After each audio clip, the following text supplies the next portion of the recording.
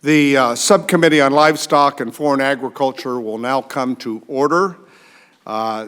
This is another one of a series of subcommittee hearings that we are holding to deal with our appropriate role in terms of our oversight, as well as to try to find ways in which we can cooperate with the administration to solve problems on behalf of our country and specifically American farmers, growers, ranchers, dairymen and women throughout the country. And this morning we're going to talk about the challenges dealing with the trade issues that the administration is engaged in as it relates to products that we all grow in international markets that we rely upon in terms of our access to those markets, and to have a level playing field to the degree that we can, and fairness in implementing changes that are necessary that I think on a bipartisan level we all agree that we have to deal with. We sometimes disagree on the strategies on how to get there in terms of the best way to reflect the needs of American agriculture. Let me begin with my opening statement, and I want to thank all of you who are here this morning. I hope we get a chance to get some answers to questions on how we're really dealing with U.S. agricultural trade policy and its impacts on the lives and the livelihoods of not only farmers, ranchers, and countless others who rely on American agriculture, but our farm communities, because the ripple effect in our farm communities directly impacts employment, it impacts our schools, it impacts our way of life. And as some of you have heard me say it before, nobody does it better, I think, than the American farmer that puts food, an abundance of food of the highest quality for health purposes anywhere in the world on America's dinner table every night.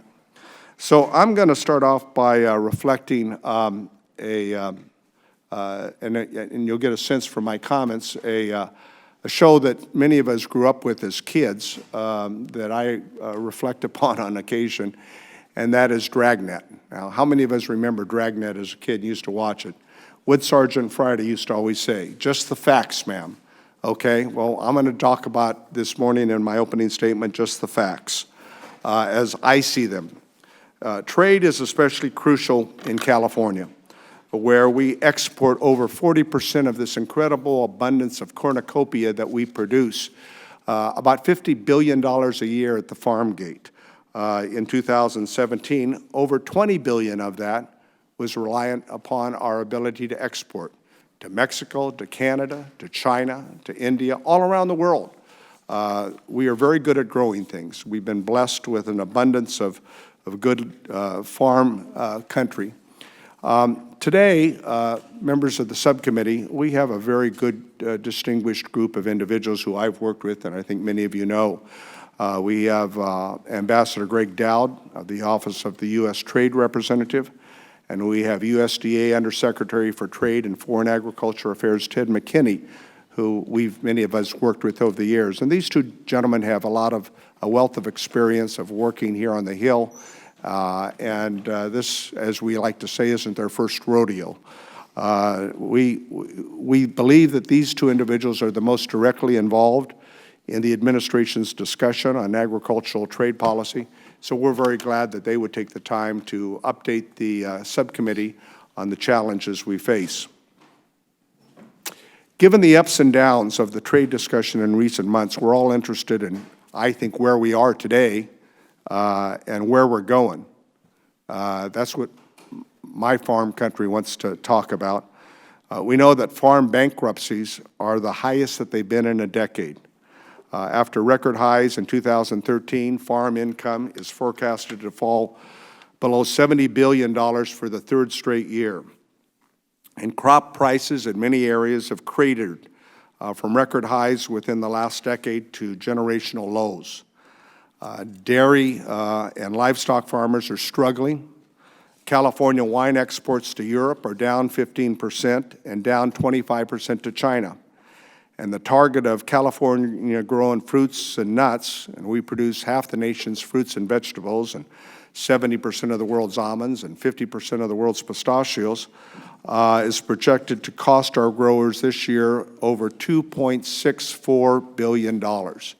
That's just in the specialty crop in California for almonds, pistachios, and leafy greens. As a matter of fact, according to the USDA's Economic Research Services and Imports, agriculture goods increased by 6% between 2017 and 2018, and while exports that are all part of this trade discussion only grew at 1%. As you can see on the screen, and I've got it up there, and for members at the committee, these factors have led to the U.S. smallest agricultural trade surplus in over a decade. That's what this chart shows. And we've always enjoyed, again, because of successive administrations, a surplus in our agricultural trade. But this is the narrowest it's been since 2004 and 2006. And I think we're all concerned about that. And that's why this hearing is so important. And then there's something that none of us can control, right? It's just the nature of farming, and that's the weather.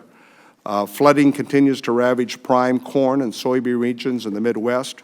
Hurricanes have battered cotton and rice and specialty crop producers in the South. Drought has particular impact on livestock and row crop farmers in the southern Great Plains and throughout eastern California. And of course, we've got wildfires again. We had an abundance of snow in the mountains, and we've got a pretty good water year in California, and now we got wildfires. It seems to be either feast or famine that have taken a disproportionate toll on timber and our wine grape growers in Northern California. And so, in my view, I think the administration's trade policies, even though with the best of intentions, have made these difficult times that deal with a lot of factors that are out of our control more difficult for farmers and ranchers. I'm glad that the President has abandoned what I thought was an ill-conceived plan to put new tariffs on Mexico. I've talked with a number of our senators, Republican and Democratic alike, and they had very much concerns over the last 10 days about these proposed tariffs.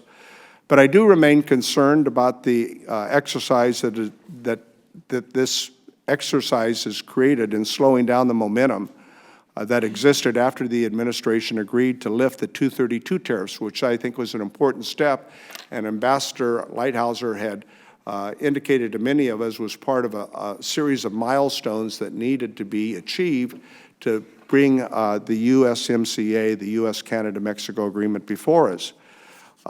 So while we made, I think, progress 2 weeks ago, I think the last week has been a step backwards. And I hope there won't be no more policy surprises as we attempt to work on a bipartisan basis to move this trade agreement forward. I'm also concerned about the lack of a resolution with the situation with China. We're eager to see our farmers and ranchers on a level playing field, not only with China, but with Japan, since our competitors are already enjoying preferential access. I'm one of those that, in my opinion, I still believe that the Trans-Pacific Partnership would have been a better strategy to deal with China's unfair trade practices, which we've been known for decades, back to the Clinton administration and the Bush administration. Every administration's had a different strategy to deal with these unfair trade practices. As a matter of fact, most of what was in TPP was a part of now what is in UMCA, and with some improvements. And I wonder whether or not at some point in time maybe we might want to consider rejoining the efforts with TPP, and I've suggested that to Ambassador Lighthizer. The administration, I think, has acknowledged the damage these policies have caused for farmers. They've done so, in effect, by issuing now, with this new round, $28 billion in two taxpayer-funded bailouts for those affected. And for the committee assignment members, I have this chart here that's before you. It shows how they attempted to try to provide support across the country in that first round of $9 billion of mitigation. And you can see how much it benefited various commodity groups on percents per pound. And I know the USDA is in the process of formulating how they will provide benefits in the second round. And that's important, but you know, farmers in California, I can tell you, and I think around the country, they're not looking for a handout. They're not looking for subsidies. And this, in the bigger scheme of things, doesn't come close to mitigating the impacts that these on prices have had. 3 cents a pound on almonds, for example, we think the impacts have resulted in a 30 cents per pound decrease at the marketplace. And you can go down the list. So I'm concerned about the policy signals that are taking place, notwithstanding the attempt to soften the blow for farmers, and that is being used.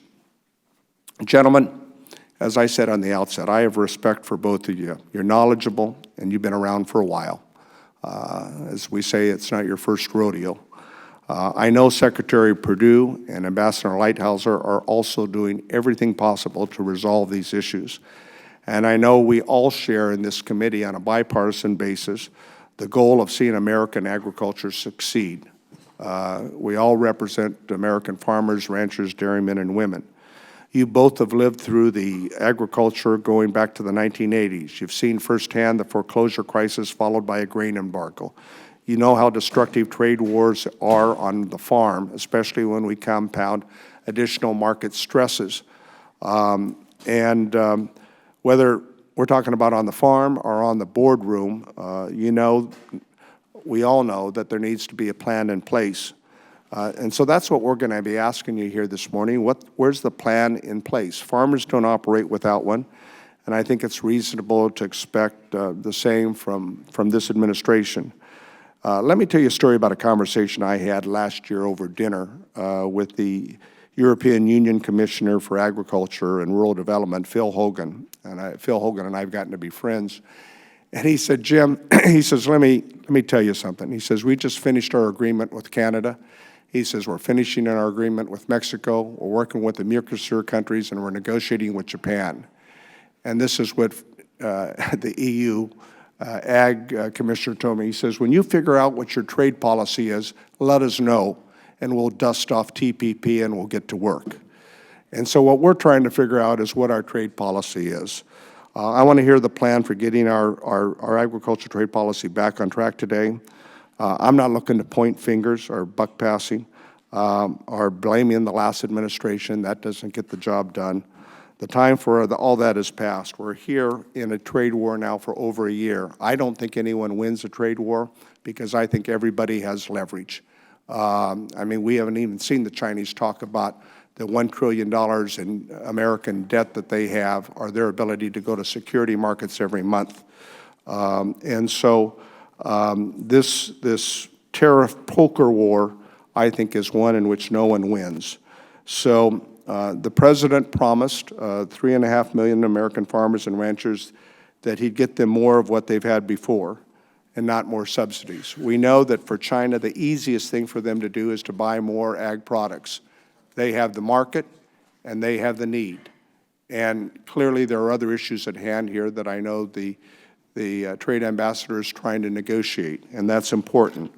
But what we want to know is, gentlemen, what I want to know is where are we today and where are we going?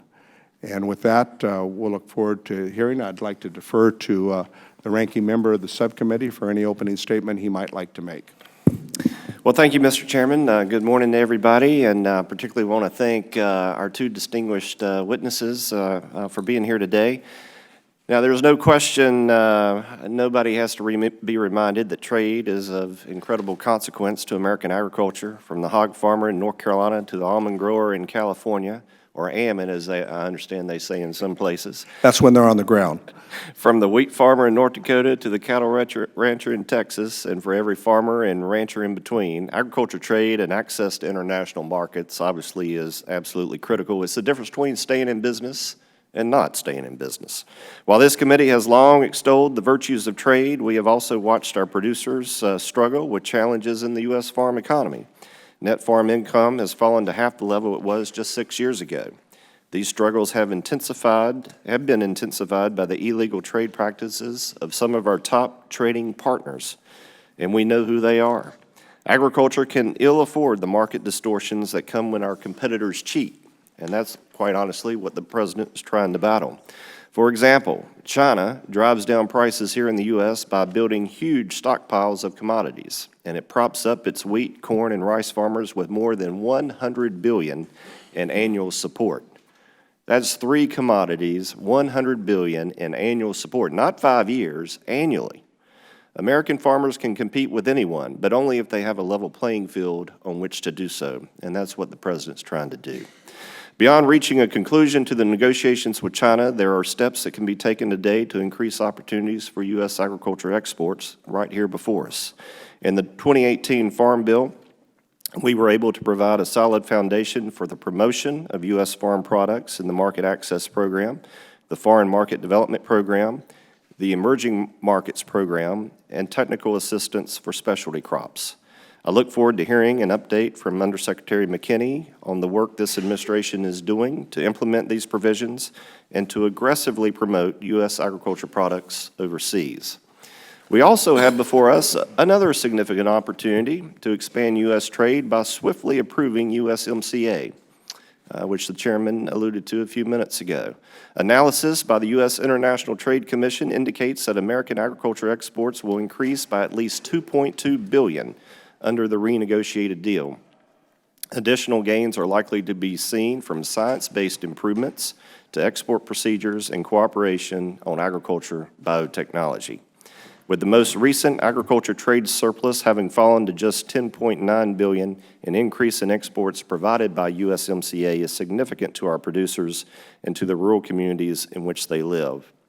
It is vital, absolutely vital, that we approve USMCA quickly so that the fine folks at USDA and USTR can open up even more market access for U.S. food and fiber in other places as well, such as Japan, China, and other great countries around the world.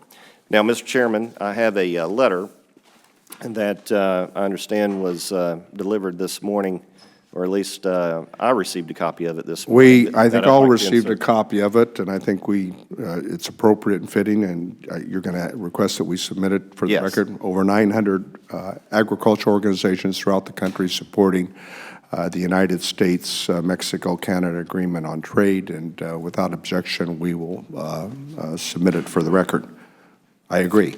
Thank you, Mr. Chairman. Thank you. And I want to thank our witnesses for being here. Look forward to your testimony. I yield back. Okay, the gentleman yields back, and under the protocol and propriety of our subcommittee, the subcommittee chair will now defer to the chairman of the House Ag Committee if he wants to prepare a statement. He does not. He so passes, and so we'll recognize the ranking member of the House Agriculture Committee, former chairman, the gentleman from Texas. Well, thank you, Mr. Chairman. Thank you for having this really important hearing today. I want to thank both of our witnesses for all the hard work they've done on behalf of producers and farmers and ranchers across this country over your tenure. Thank you for that. Ambassador Dowd, it is never easy to stand up to a bully, and I appreciate your efforts to get that, to stand up to China, Xi Jinping, and the cheating that they've done, the nefarious activity. I, for one, don't believe that Xi Jinping and China will suddenly have some sort of a come-to-Jesus moment where they will abandon stealing our intellectual property, where they abandon all the nefarious activities they've been doing simply because we out-nice them and going forward. So standing up to bullies is hard and difficult. The president recognizes that. That's why these market facilitation payments and other issues are going on to try to help somewhat offset the impact it's had on China's illegal retaliation pointed at our farmers and ranchers, because I think China believes that they're a good part of President Trump's base. And so thank you for the trade deals you're doing. The USMCA is a good agreement. The ag processes, the ag part of that is certainly good, expanding those markets. Secretary Mckinney, thank you for burning up the airways and running all over the world, trying to put to good use the money that we put in the 18 Farm Bill, as well as the additional money that's come forward in this market facilitation payments. I know that you're shepherding those dollars well and trying to open new markets and sell American products across this country. But speaking of the USMCA, The people I talked to back home were worried that partisan politics will scuttle the effort to get this done. I'm begging my colleagues on the other side of the aisle, if in fact you do support USMCA, that you work with your leadership to get this process moving, that get Speaker Pelosi to move forward with what she needs to get done, make her decisions to go forward. Trade deals are never easy, but if it stays on high center because the Speaker doesn't bring it forward, doesn't make the necessary agreements with the White House, then it will scuttle it. And I think you can lay blame to partisan politics. And shame on us if that's how we wind up not letting the USMCA be ratified. The sooner we get that done, the better. That's exactly what our folks back home tell me, is that they're standing behind the president, but it is also painful. And they want to get this process of all these trade negotiations done and done quickly. So again, thank you, Mr. Chairman, for having this hearing, and thank both of you gentlemen for your work and your staff behind you. The unsung heroes of making sure you guys look real good, and they do a good job of it. So thank you for that. I yield back. Well, the gentleman yields back, and I thank him for his comments. I think many of us have had a history of working on a bipartisan basis on trade agreements as well as farm bills and a host of other efforts. And I know that Ambassador Lighthouser, as well as Secretary Perdue, has been working with the leadership on the House side to try to work out the differences on this. And it takes everybody to sit down at the table, and as I said earlier, not to point fingers and engage in partisan politics. I agree, but that requires discipline on both sides. Recognizing that, the chair would like to request that members submit their opening statements for the record so the witnesses may begin their testimony and ensure that we have ample time for questions. We have a list here that was based upon when I hit the gavel down, and in the order that the staff has among Republicans and Democrats. We will alternate, obviously, as we do traditionally. And with that said, I'd like to welcome the United States Department of Agriculture's Undersecretary for Trade and Foreign Agriculture, Ted Mckinney. We created this post in the previous Farm Bill, and I think he's the first appointee. In this role, he leads the development and implementation of the Department's trade policy and oversees and facilitates foreign market access. He's been around, and as I said, he has a lot of experience, and we welcome him here today for the opportunities to promote U.S. agriculture through various trade programs and high-level government negotiations. Our second witness is Ambassador Greg Dowd, who I will introduce in a moment, but we'd now like to begin with the proceeds, the hearing of the testimony. Each of you have 5 minutes. You know how the drill works. The light screen for 4 minutes, and then it turns yellow for a minute, and then start wrapping up. So, Undersecretary McKinney, would you please begin when you're ready? Yes, thank you, Chairman Costa. Ranking, I think we're coming through. It's on. Ranking Member Rouser and members of the subcommittee, pleased to appear with my longtime friend and colleague, Ambassador Greg Dowd of USTR, and happy to talk about USDA and our overall efforts to address issues concerning U.S. ag exports.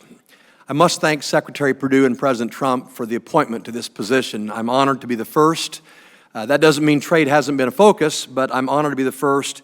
And thank you, because many of you played a big role in that 2014 Farm Bill that created the opportunity for this position. I hope we're honoring your vision. As Undersecretary, I fully support the administration's strong commitment to our farmers, ranchers, and downstream from there, providing everyone opportunities for exports across the globe, importantly as we seek under free, fair, and reciprocal terms of trade. As we work to level that trade playing field, we're using programs that you helped create, widely, I might add, as we work through the 2018 Farm Bill and other programs, I might add, to work with trade associations, cooperatives, state, regional trade groups, and small businesses, and they touch all of your states. Through these programs, we share costs. We help focus the marketing and promotional activities. We help orient them, and we build commercial export opportunities. And I might add that the minimal return on the dollar of a taxpayer's investment is 28 to 1. It is most often better than that. A word about USMCA. First, it is the top legislative priority for the administration, as I think it is for much of agriculture. Member Rouser, you mentioned the letter from nearly 1,000 companies of all sorts, associations, et cetera. I think it states that, and I think that's very important. This provides unprecedented access for Many reasons. Dairy farmers here for access to Canada eliminates discriminatory grading of wheat, improves poultry access. A modernized chapter on phytosanitary chapter may be the crown jewel because it's language that we can use in many other free trade agreements or whatever form they might take. And the same goes for the biosciences. Biotechnology is very widely accepted around the world, but not everywhere. And we're at a crossroads with new technologies like gene editing. That chapter is also a terrific addition. Mexico is committed not to restrict market access for U.S. cheeses, and Canada has committed to eliminating the discriminatory treatment of retail sales of U.S. wine and spirits. So I'll just echo, we hope all of you will take that up and pass it. It is time, we need that. One sentence or two on China. President Trump has taken a tough but necessary stand to confront China's unfair trade practices. There are undoubtedly challenges. We're in the middle of that now. But I'm confident, and I hear, as I think most of you do, that most U.S. farmers and ranchers want to see this through so that they, if not their children, nephews, nieces, and others that might take over the farms, can benefit. A bit about support of farmers. The administration is committed to support farmers through this uncertainty, and that's why I think President Trump directed Secretary Perdue and he to many of us to craft a relief strategy to support American producers while the administration continues to work on free, fair, and reciprocal trade deals. This is now the second mitigation program. Let me be clear, Secretary Perdue, I, and most farmers would much rather, I would say always rather, have trade than aid. But given the circumstances, we hear that they're grateful and we're working very closely with them.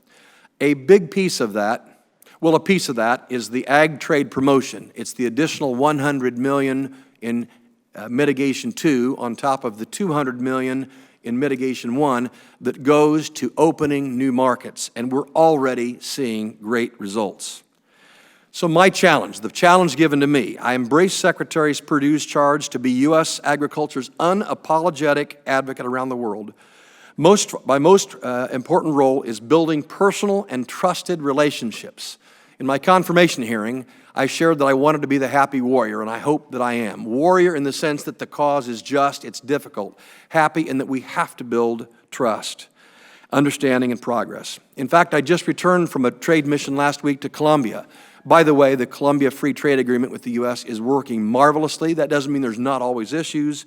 And if we can deliver on that, an all-time high record number of attendees on an ag trade mission in the history of the Foreign Ag Service, we have opportunities for the future. A request for you.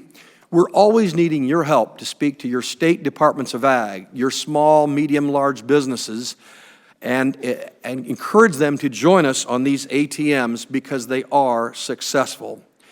In 2016 prior, there were always about 3 on a push for a year. Last year there were 6. We doubled them.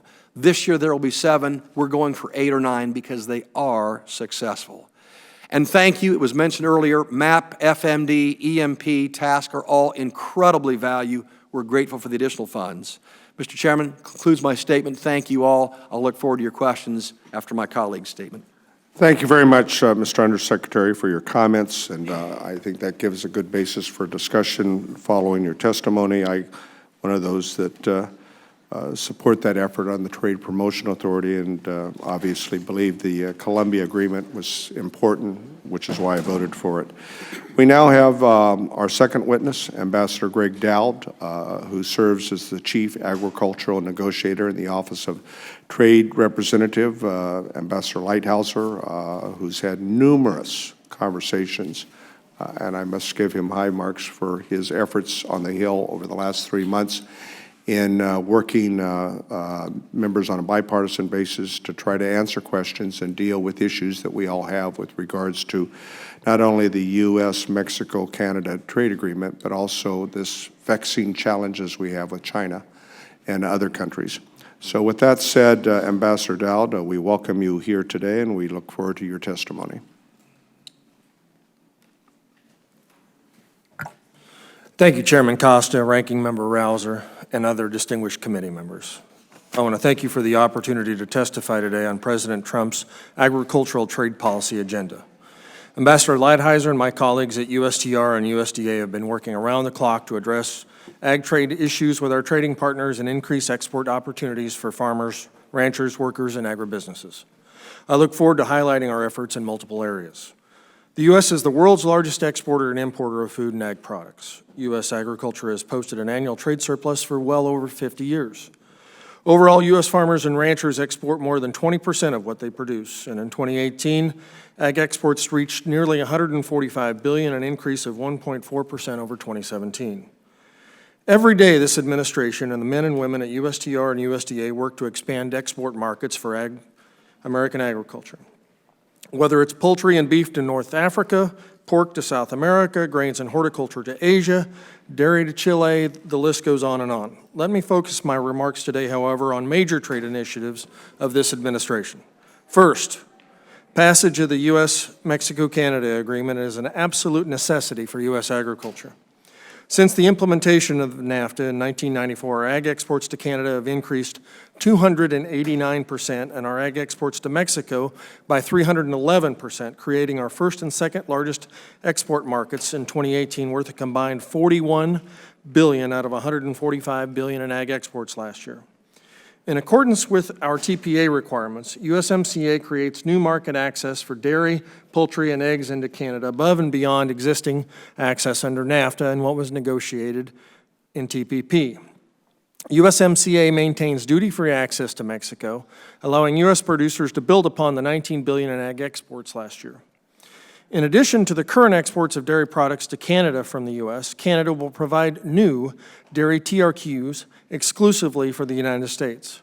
Additionally, Canada will eliminate its Class 6 and 7 milk class pricing policies.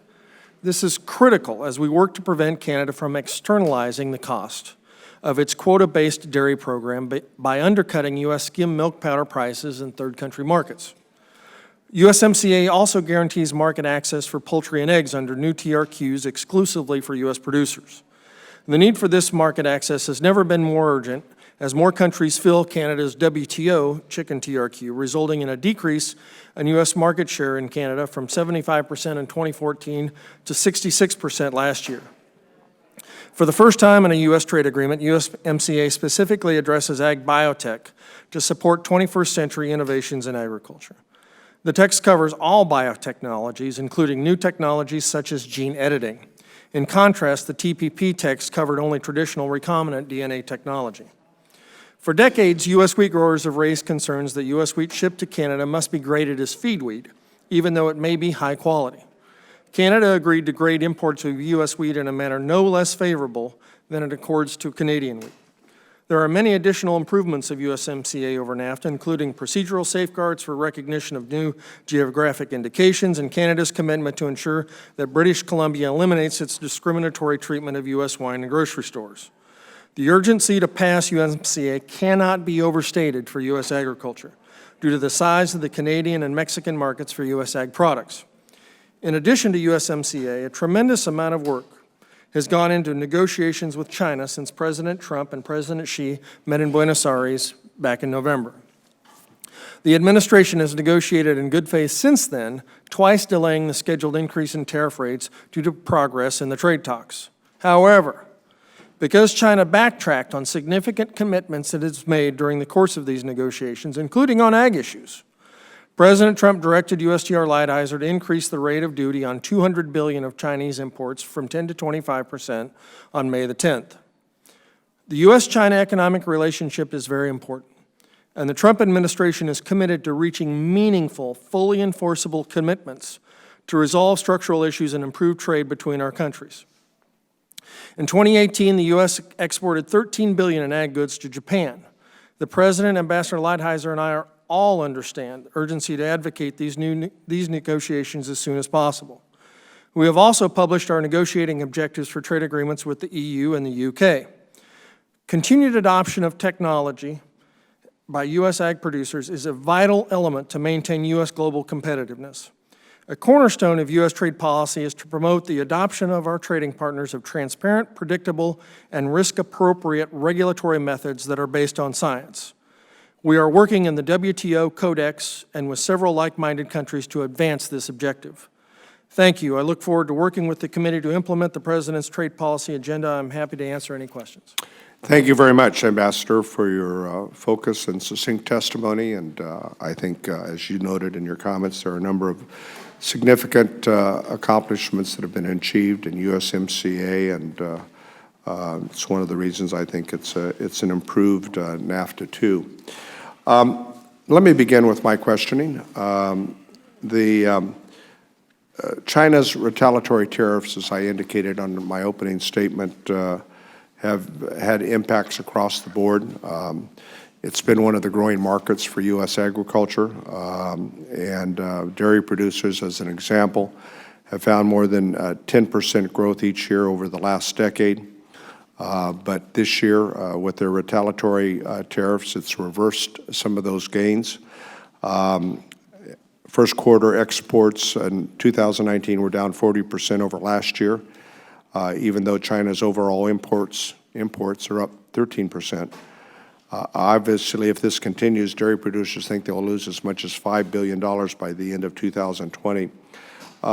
Undersecretary, what are we doing to achieve progress that these will remove these tariffs and address the pain that's caused our dairy industry sector in the interim? And your question specific to China? Yes. Well, clearly, we're in a discussion with China. I would say that Ambassador Dowd and I and our teams were having great progress as we talked with China, including many of the commodity and the products that you referenced. But when that point in time came that there was backsliding, and it was very distinct, it was obvious, the decision was made that we could not see that happen. And I might add that we were not seeking things that were so out of line that they weren't being treated with same accord to other countries. China was providing access to other countries. We were seeking same, similar. Yeah, we were pushing the boundaries on a couple of things. So I think the decision was made to step back and revisit this, and so we're in this, I'll call it, cooling off period. I hope that the presidents will meet on the margins of the G20 and get this going again. Well, what we're doing to address that are some mitigation programs, sir, and I think that's your question. Well, yeah, and because of my time, I obviously understand what you're attempting to do in mitigation, but you know, I think the reality is, as I said, it's easy for China to buy more agricultural products. They have a market and they have the need. Right. But citrus growers are grappling with the similar loss in exports to China, as well as a dramatic increase of imports of cheap offshore fruit. These factors, coupled together with creating an oversupply in the domestic market and U.S. foreign fruit, have seen prices decline 37%. Obviously, the mitigation is not going to make up the difference. So I guess our growers, whether we're talking about National Milk, IDFA, CDI, our citrus producers, Sunkist, et cetera, they're wondering what do they do in the interim, because in essence we're being held hostage. Yes. For the reasons that the gentleman from Texas indicated earlier. I talked to a lot of constituents, specialty crops and dairy farmers the last round, and they're worried. We're worried, and we'd like to get this resolved, but I think the question is, what does it take to address this in the long term? We can go through commodity after commodity, crop after crop, product after product, and talk about constraints that they were seeing in comparison to other countries. And so this reset is a desire to level that playing field. On another point, you know, the dairy farmers and pork producers, among others, suffered losses on the Canadian-Mexico tariffs while they were still in effect for nearly 5 months of this year. Are those losses going to be included in the damage estimation for the second round of aid, do you know? The formula is under review by OMB, but we have changed how that's calculated, so it's not just a one-year look back, but it's looking back over several years. So I hope so, but we'll have to see what comes out of the OMB where it is currently under review. You know, Mr. Ambassador and Mr. Undersecretary, we're all been around for a while, and in every administration that I've served with, there are always differences within the administration on policies. That's to be expected, whether it's the departments or the agencies or what's happening in the West Wing. Do you feel that our agricultural interests are being well represented as these negotiations are taking place in the West Wing? Undersecretary, and let me refer to the Ambassador first. since your portfolio is ag? Absolutely. There is absolutely no question about it. And you see the president referencing agriculture on a repeated basis with regard to this, and I can tell you in the building, we are constantly talking about the need to remove these barriers. Notwithstanding the differences on approach. The point, if we want to talk about China, the point is we don't have access for a large majority of what we sell to China. No, I compared to agree. other No countries. one's disputing that point. Mr. Undersecretary, my time is almost expired. You would care to comment? Mr. Chairman, there is no doubt in my mind the White House has our and the ag community's back. And I think we can see this with many tweets. We can see this in his statements, with his actions. Now, how we're going about it clearly is an issue because we're in choppy waters. But if you're asking the question, does the White House have our back? The answer is yes. All right. I will defer under protocol to our ranking member for questions. All right, well, thank you. Because, well, you know, we try to follow protocol here, and Mr. Peterson obviously would have taken the lead if he were here, but we'll defer to you. Thank you, Mr. Gentleman from Texas. I appreciate it, Mr. Chairman. Thank you very much. The chairman and I, as others, just came from celebrating and memorializing the D-Day efforts in France, and while there, Mr. Mckinney, we met your ag rep, one Kate Snipes, and she couldn't have been more energetic on peddling U.S. wine and other products to the French, and so she's representing you fellows really, really well. Could you both of us talk to us about the consequences of not getting USMCA done?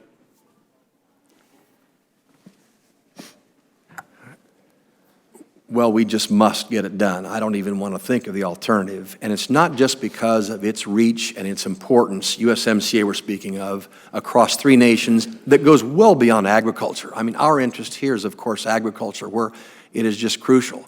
The message to the world and to those other many, many, many countries that we want to do some sort of an agreement with would be disastrous.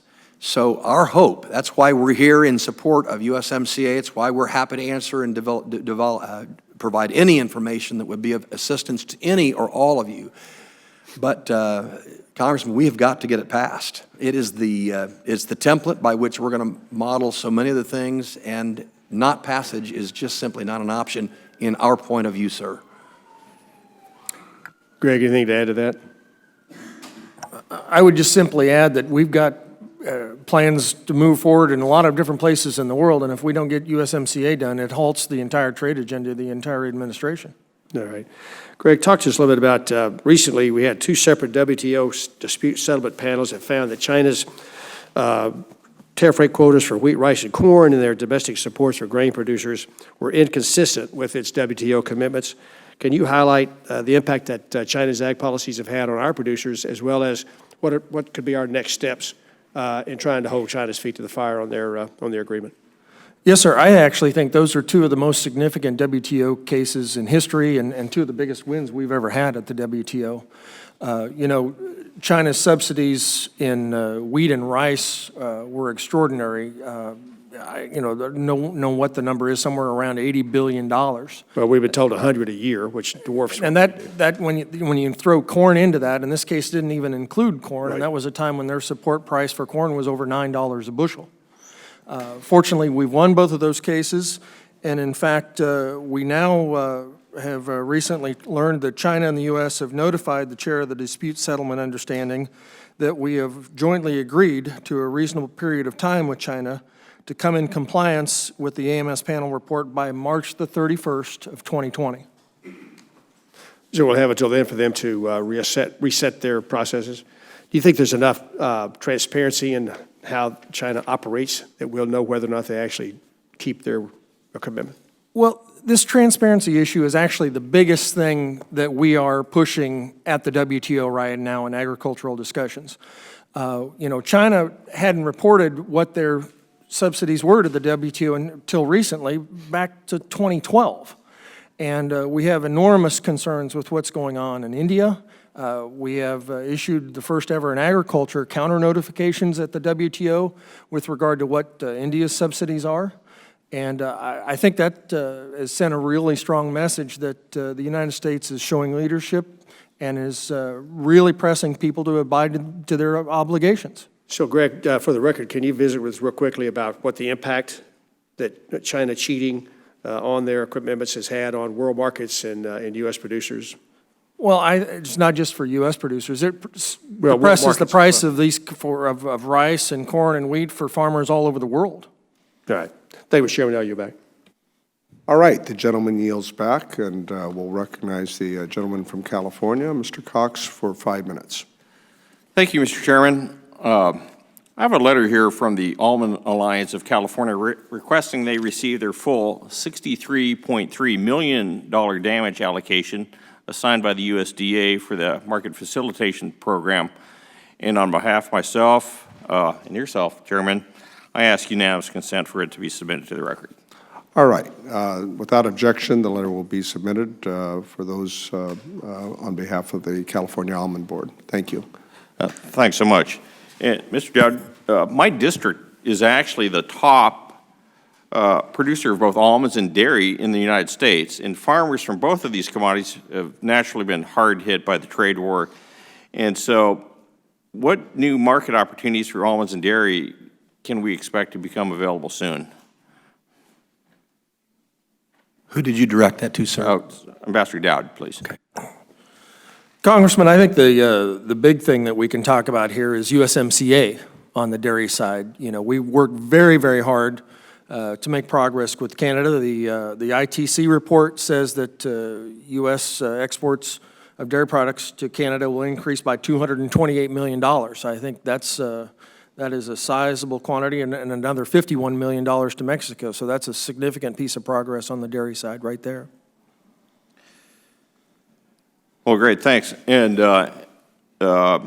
Undersecretary Mckinney, during the rollout of the previous trade mitigation programs, some of the allocated market facilitation program funds were left on the table, and the agricultural trade promotion program was vastly oversubscribed. And should the same events occur this round, will unused MFP funds be reallocated to trade promotion programs? Well, I think the commitment was up to $12 billion, and we're still in the process of buying products that go into food banks and school nutrition programs. So that will cascade up just a bit. I don't know if it'll reach 12 or not.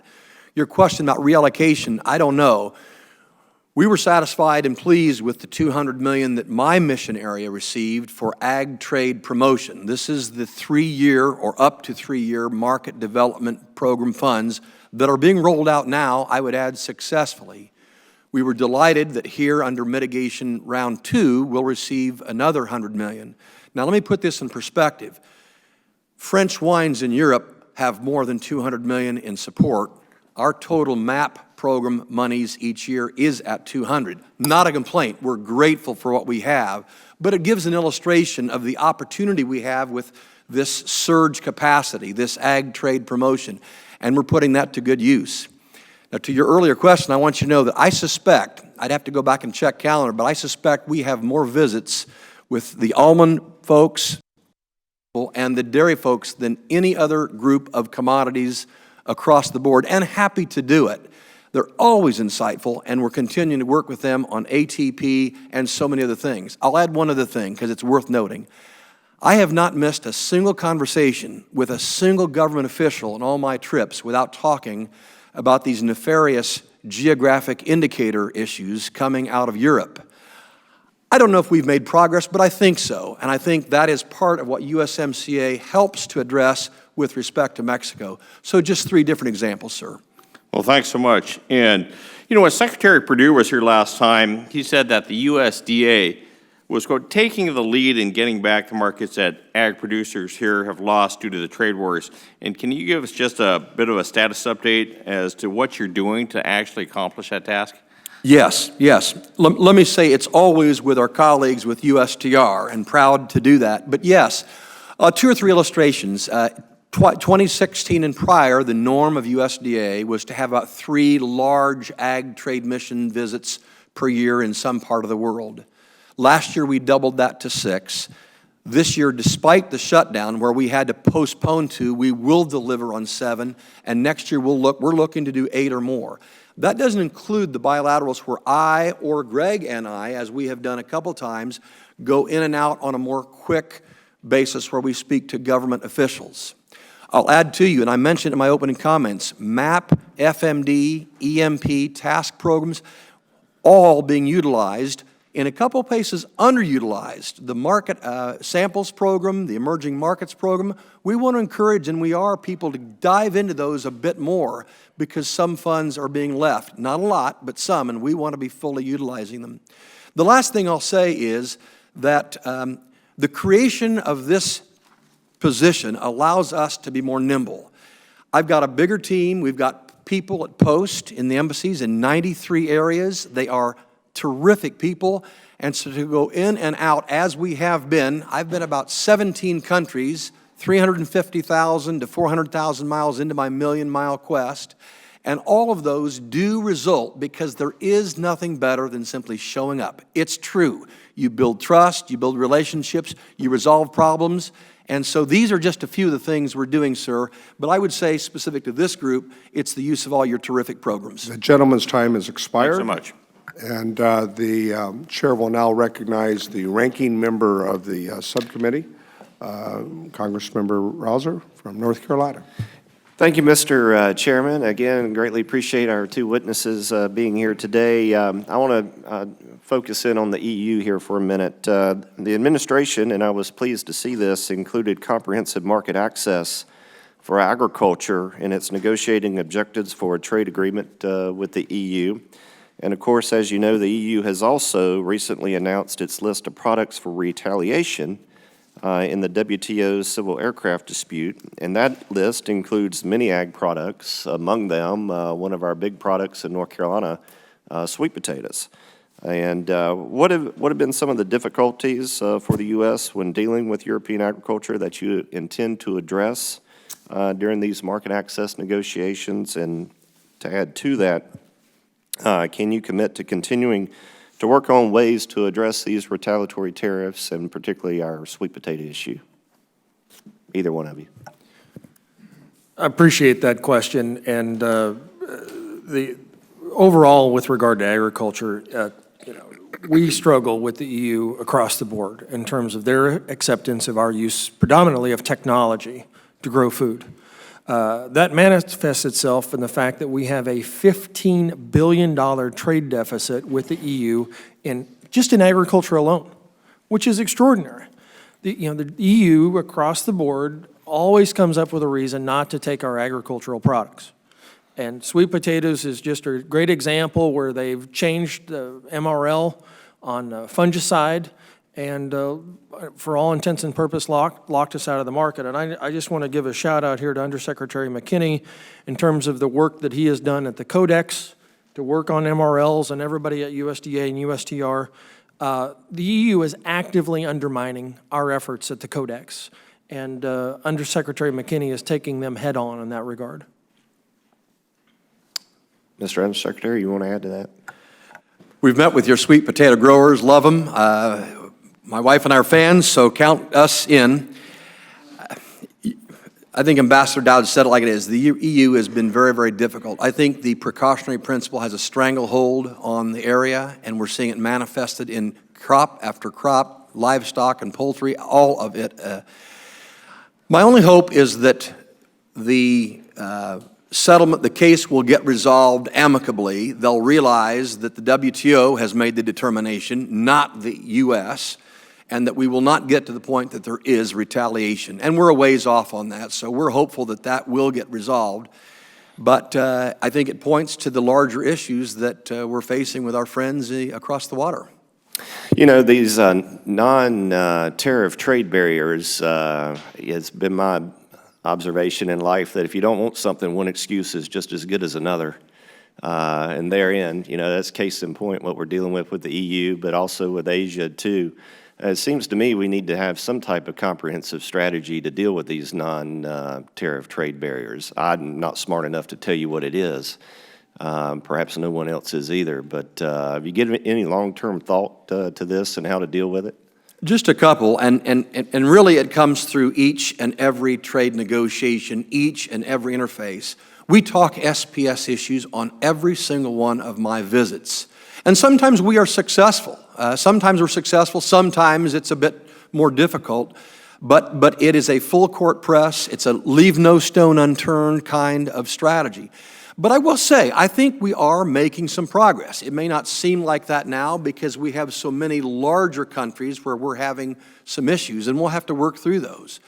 But I'll tell you what, back to showing up, we can work that. I will not name the country because I don't want to embarrass them, but I was at a country, notified Ambassador Dowd immediately. We tag teamed the next week, and I think we're seeing great resolve. And ironically, that involved fruit from partly your state and partly our friends in California. This country was just flat denying fruit, and it was beyond the pale. So these are the things that we're trying to do. I would also say, very importantly, the language in USMCA is a great template to then have those discussions. It may not quite be as easy as a cut and paste, but gosh, it's a great start, and it's new, and it's different, and we don't have it anywhere else. Real quickly, Japan and beef, pork, where are we? Conversations are going on as we speak. Good or bad? It's always good when we're talking. Fair enough. I yield back. The gentleman yields back, and I want to underline the efforts with Japan and beef have had a storied history that I've been engaged with for the entire time I've been here, and you're doing the Lord's work there. The beef that we grow here and the excuses that the Japanese have raised in the past, I think, are not justifiable, and stay with it. Mr. Chairman, I would just like to say that I cannot emphasize enough the importance of the efforts of Ambassador Lighthizer and President Trump in this regard to get to the table with Japan and get these issues resolved and get ourselves on a level playing field with some of our competitors in that market. Thank you. The next member to be recognized is the gentlewoman from Minnesota, Congresswoman Craig. Thank you, Mr. Chairman, and thanks to both of you for being here today. I have a lot of questions for this panel, so I'm going to hop right to it. Over the weekend, the President tweeted that Mexico would begin purchases of U.S. agriculture products. There have been conflicting reports of the details of that agreement. Can you tell us today what products will be included and at what volumes? Can you clarify the details of the agreement that the President is referring to? Mr. Dow? I don't have any details to that regard. Mr. McKinney? I don't think to add except we've got things in line if they are serious about wanting to make some immediate purchases. So we're always ready to deal, but we have to get clarification first. So is the President promising additional purchases without that being true? Or does the Department of Agriculture and the trade representative here today just not been told yet what the President is promising? Well, I think we're going to be looking at good purchases as a result of the tariffs not going on and the 232 tariffs coming off. If you're speaking of a net new, a net plus up, we'll have to get clarification on that. But we do anticipate exactly what the President said in terms of restored, nude, reinvigorated sales to Mexico. But if you're asking for a specific crop or livestock or poultry product, I don't have that at this point, ma'am. Okay. Well, that seems odd that the President has made this announcement and has yet to tell the Department of Agriculture and the trade representative to the United States of America. I hope we all see that as just a little odd. In terms of China, I did a lot of work with China in the private sector in my prior life, but every day that passes without a deal, we're losing our competitive advantage to Brazil, Australia, and others who want to take over that market share we're losing. Looking down the road, what can our producers realistically expect in terms of reopening market access? Do you think you can make up enough access in other markets, or do you see those markets opening back up to us anytime soon? I want to describe our situation with China a little bit because I think it's very important. Yeah, we do sell a lot of soybeans to China, But in the case of poultry, we haven't had an access and haven't sold China a pound of poultry since 2015 due to high-path avian influenza. We now sell China a thimbleful of beef after being blocked out of the market due to BSE for 15 years. We have Codex MRL issues with pork and ractopamine. We can't sell them pet food. Rice, dairy, animal feed, seafood, potatoes, nectarines, blueberries, barley, alfalfa, almond meal, Timothy hay. We don't have access. And in fact, my biggest frustration, and we've spent hours with China talking about this, is in terms of biotech approvals. China is the only country in the world that requires that you send them the seed, and they have to cultivate that seed in China before they approve the biotech trait. We know what happens once that happens.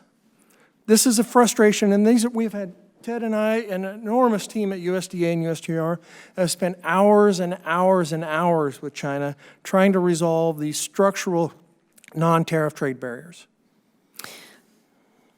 Ambassador Dowd, in your written testimony, you also note that USTR is currently establishing a process to exclude certain importers from Chinese tariffs. At a briefing last week, USTR told my staff that action could require at least 50 additional employees to sort through the thousands of likely exclusion applications, and that they hoped they would be able to receive detailees from the USDA to fill some of those positions. Undersecretary Mckinney also testified at length about the work going into the second round of market facilitation payments. So you're both talking about taking resources away from the core function of your agencies, implementing the Farm Bill at USDA and negotiating and enforcing trade agreements at USTR in order to offset the damage done by the president's trade policies, all while farmers and ranchers are waiting for real help. I would be grateful if you would follow up with a written response on the work hours spent to provide exclusions from tariffs and creating market facilitation payments, and how many hours of productivity dedicated to your regular mission you may have lost. And I appreciate both of you being here today, and Mr. Chairman, I yield back the remainder of my time. The gentlewoman yields back the remainder of her time. We thank her, and the chair will now recognize the gentlewoman from Missouri, Madam Hartzell. Thank you much, Mr. Chairman, and thank you, gentlemen, for your tireless efforts to try to open up more trade for our ag products. We really appreciate your efforts. Wanted to follow up a little bit on some of the comments of my colleague, and this is something I hear in my district, too, regarding our negotiations with China. There's a concern that trying to hold China accountable will result in the loss of markets that we'll never get back. And so do you agree with that, and what are we doing to avoid that scenario? Hope springs eternal. I continue to hope that the two presidents will meet on the margins of the G20. There's no doubt that the U.S. is very important to China, and there's no doubt that China is very important to us. So I'm not ready to go there yet, notably because we have had over 21 different sessions, very positive discussions. Didn't get exactly where we wanted to go. We're in a cooling off period here. We hope we get back to that table because I think each country needs the other, and I think the world needs for this to happen. So I'm not going to go there yet on suggesting this is lost. I think we can get back to business. Anything you want to add, Ambassador Dowd, as far as other markets coming in? Well, I would simply point out that, China's importing apparatus is a state trading enterprise. And the fact that they have a unique ability to turn that switch on and off as they see fit. And part of this discussion, we've worked hard to try to maintain our ability to sell to the private sector in China as well. Great. So I just met with several of my farmers last week, viewing some of the flood damage and the flooding that's going on. And as you know, many farmers are not able to even get in any crops in the Midwest because of the flooding.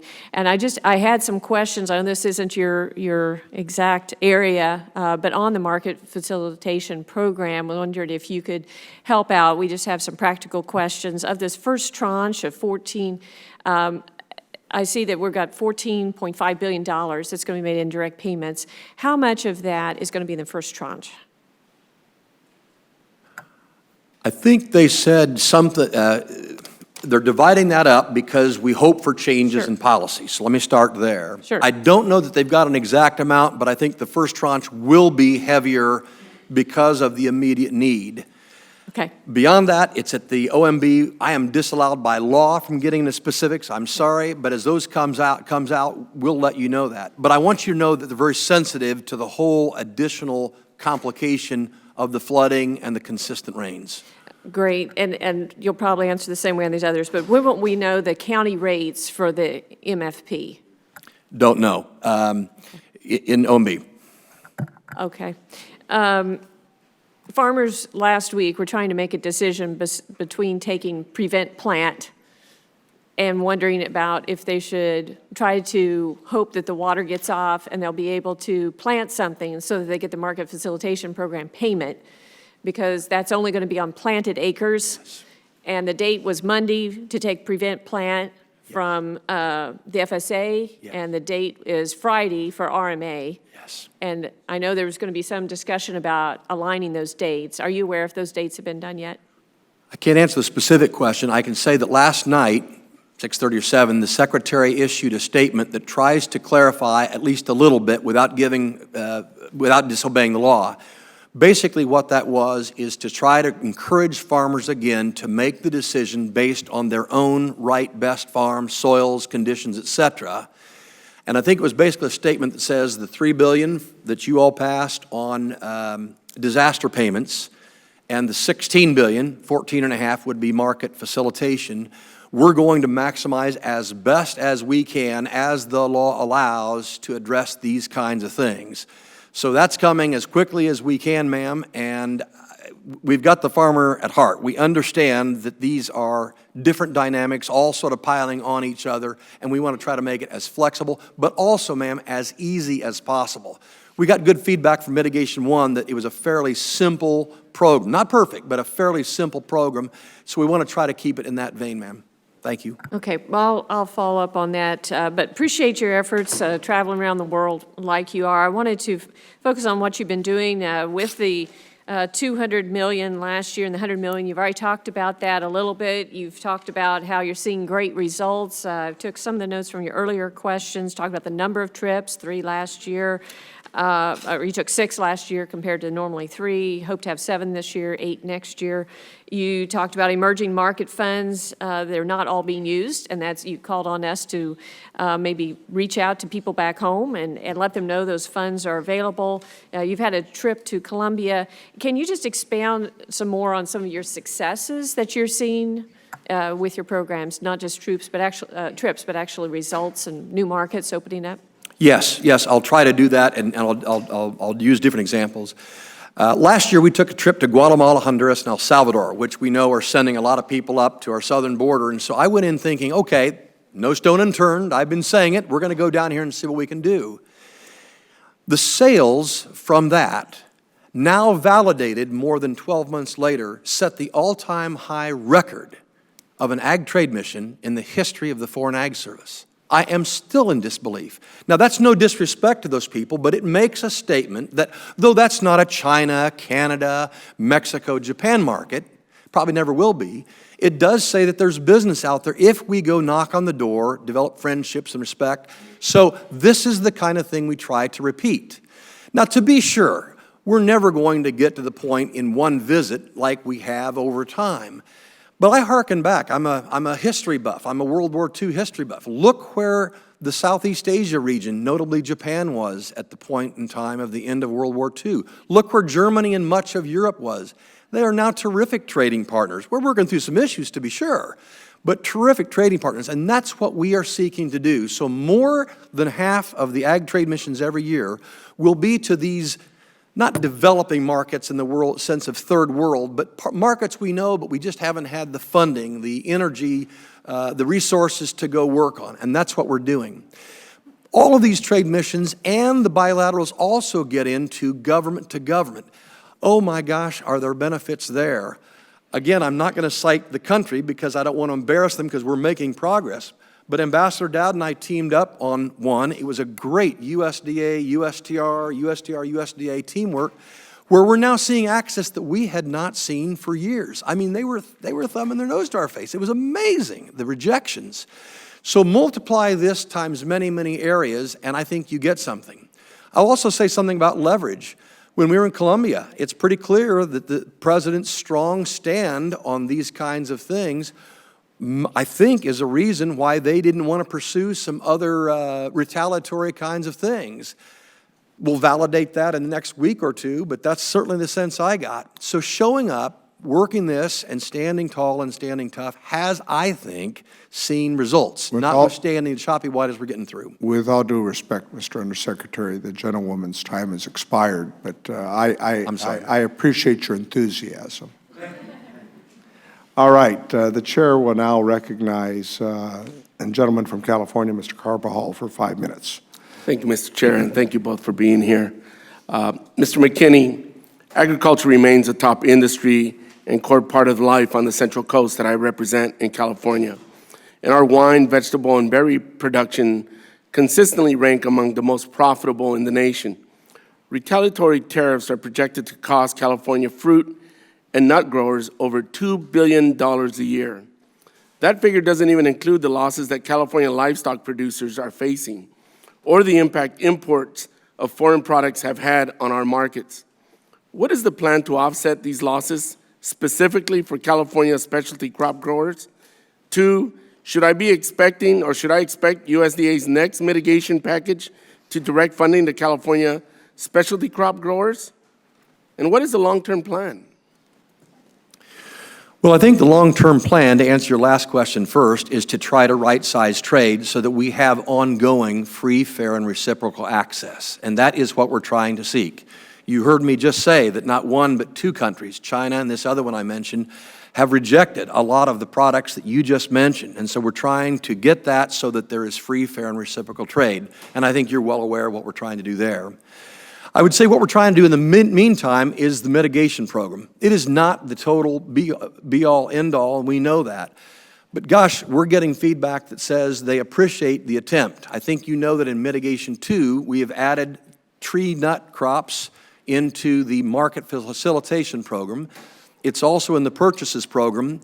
And in my program of the Ag Trade Promotion, the fruit, vegetable, nut crops got a great percentage of the funds so that we can go work on new markets.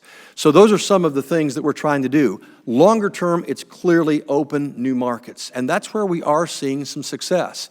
In Colombia, I brought along one of your colleagues from the Central Valley, and he pulled me aside at the reception. He said, thank you for bringing me here. They had enormously successful visits. I've learned later that they did consummate some sales, and so it does not replace the size of some of these markets immediately. But we do hope that in time it will, and that's some of the feedback we get. So it's a multi-pronged approach, sir. So when we consider mitigating funds for a lot of these losses throughout the country, I do hope that California continues to be at the forefront to get its fair share, which oftentimes doesn't seem to be the case. Yeah, well, understand, and let me just say something. We have heard some say that there should be more fruits into the market facilitation program. And yet we also hear from many in the industry that they'd rather just get it off the market through the purchases program. So we try very hard, and we do reach out, and they are not afraid to come in and share with us their views. So we're trying to find that right best thing for each commodity group, and I think we've improved on that in Mitigation 2. Or at least you'll see that when it all comes out, sir. Thank you. If I may add one more thing. The last time we were in front of this committee, several of you, raised the question about cherries into India. I want you to know we were successful in getting cherries from California into India in mid-May. We're hoping that sustains, particularly not just now, but into June as the Pacific Northwest does that. So that's a follow-up from the last meeting. Thank you, Mr. McKinney. Ambassador Dowd, the draft USMCA agreement includes provisions to remove barriers to U.S. wine sales in British Columbia. Since this is a provincial issue for the Canadians, how would this provision be enforced by the U.S.? The answer to that is we have a side letter that goes into effect November 1 on the BC wine issue, and that is already an obligation that has been made, and we expect BC to adhere to it. Thank you. I know there's other barriers to wine sales with Canada. What other efforts are USDA or USTR undertaking to better open this market, which is essential to the Central Coast vintners that I represent? Yeah, there's one other wine issue that we're still working on, and in fact, we're raising that multilaterally at the WTO. We've still got some work to do on that, I believe, in Ontario. Can you touch what that issue is, or? I can't think of all the details of it right now, but it's an issue where we don't have access. I think it's pretty complicated with regard to how they allow the marketing of our wine up there in Ontario. Great. I'd appreciate it if you could keep my office apprised of those efforts. We definitely will. Thank you so much. Happy to do so. Mr. Chairman, I yield back. Yeah, if the gentleman would yield for a moment. Mr. Ambassador, you've talked about a lot of interaction with the WTO in your testimony and answers to questions. How would you describe your efforts with the WTO? It might surprise you to know that we're having a lot of conversations right now about the best way to move forward at the WTO. I think what we're doing with regard to India and counter notifications is important. The two WTO cases that we won with China are important.